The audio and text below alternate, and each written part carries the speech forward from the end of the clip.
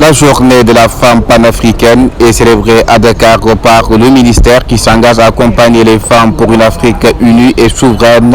Les femmes occupent une place importante dans la société. Le thème retenu cette année, investir l'éducation, sécuriser l'avenir des femmes et des filles en Afrique. C'est dans cette dynamique que s'inscrit Madame le ministre Maïmouna Dieye. Voici sa réaction.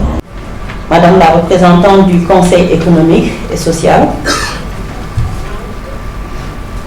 Madame Leila Ben Break, PDG SLPI Tunisie, Madame Penda Sek Diouf, représentante les organisations Bongiwe, Kouabi, Ambassador of South Africa, Her Excellency, Madame Ima Eniwa Mensha, Ambassador of Ghana. Our dear sisters, we warmly welcome you to this very important session. Thank you so much for your message. Mesdames et messieurs, en vos titres, rang et qualité, permettez-moi dès l'entame de mes propos de vous remercier très chaleureusement pour avoir répondu aussi massivement à notre invitation. Je suis honorée et j'ai été très attentive au message des différents intervenants qui nous rassurent que le ministère de la Famille et des Solidarités peut compter sur votre expertise et votre engagement dans l'accomplissement de ces missions. Elles sont consacrées, ces missions, à la promotion des droits des femmes, y compris leur autonomisation, à celle du bien-être familial, à l'égalité des sexes, à la protection de l'enfance, à la promotion de l'équité sociale et territoriale, entre autres. Cette journée a pour vocation de reconnaître et d'affirmer le rôle de l'Organisation des femmes dans la lutte pour la liberté politique de l'Afrique et pour promouvoir la condition de la femme sur le continent. C'est également une opportunité pour faire le bilan des droits des femmes en Afrique, de repenser les actions pour une meilleure promotion et protection des droits des femmes africaines. C'est un appel à l'action pour maintenir la mobilisation permanente afin de faire valoir leurs droits et contribuer à la mise en œuvre de toutes les stratégies concourant à leur autonomisation et la consolidation de leur leadership. Au niveau international, le thème retenu est investir dans l'éducation, sécuriser l'avenir des femmes et des filles en Afrique.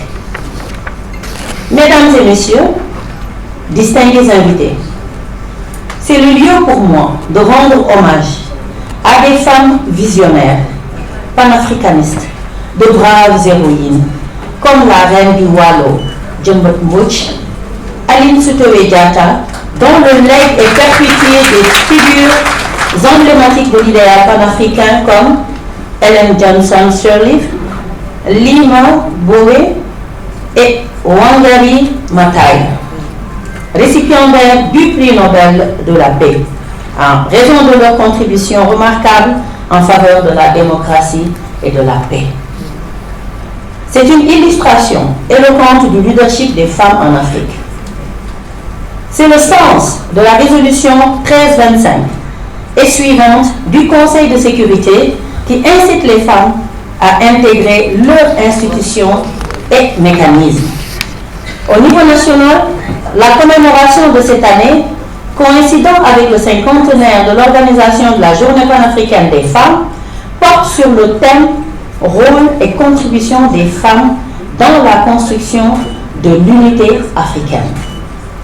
Il met en relief notamment l'apport des femmes dans la préservation de la paix, la résolution des conflits et la construction de l'unité africaine.